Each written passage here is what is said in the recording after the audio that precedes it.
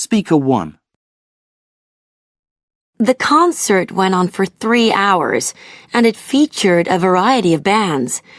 I'd have preferred something shorter and of higher quality, to be honest.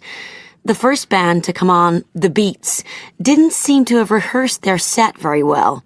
Nice catchy rhythms, but otherwise, it was a mess. What made the evening worthwhile for me was the fact that all profits from ticket sales were going to a charity devoted to childcare. There was a huge audience because you don't often get the chance to see so many bands at one venue, and only for a few dollars. Speaker 2. This was a concert by Brighton Club, a great rock band just back from a successful tour of Latin America. But the first part was all new stuff and a bit boring. And although everyone was shouting out the titles of songs they wanted to hear, the band took no notice, which was a shame. I mean, it's a bit bad when you finally get the chance to see your favourite band live, and then they refuse to play their best songs. Anyway, after a while, we all started getting into the new material, and by the end, the audience response was great. So I don't think anybody minded the $40 they'd paid. Speaker 3. This was a concert by Celia Sampson and her band, who play pop with some touches of jazz and country.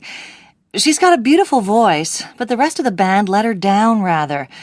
At times it felt a bit like a high school recital, with the audience clapping and cheering all the time when there was nothing much to shout about.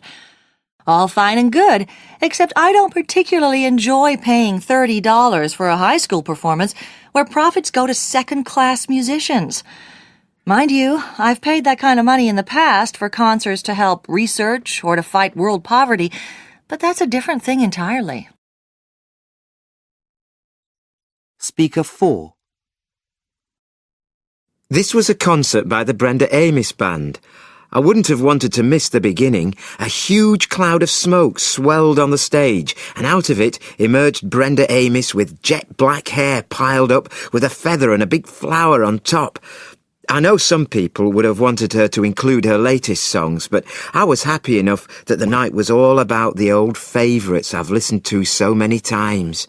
At the end, she had a short exchange with the audience. "Thanks so much, guys. You're so nice." And then she sang Only for Big Girls and got a standing ovation. Speaker 5. This was a gig by the Sam Barnes Band. Sam's my favourite guitarist right now. His approach to the instrument is the complete opposite to tradition. He'll hold the guitar upside down with the neck touching the ground. The music's punk, and he's got a great band, particularly the bass player and the drummer. They've done some CDs, but they've never yet made a record that really captures what they do on stage. You're less likely to be impressed by their recordings, but people were just stunned at the gig. It blew everybody's mind.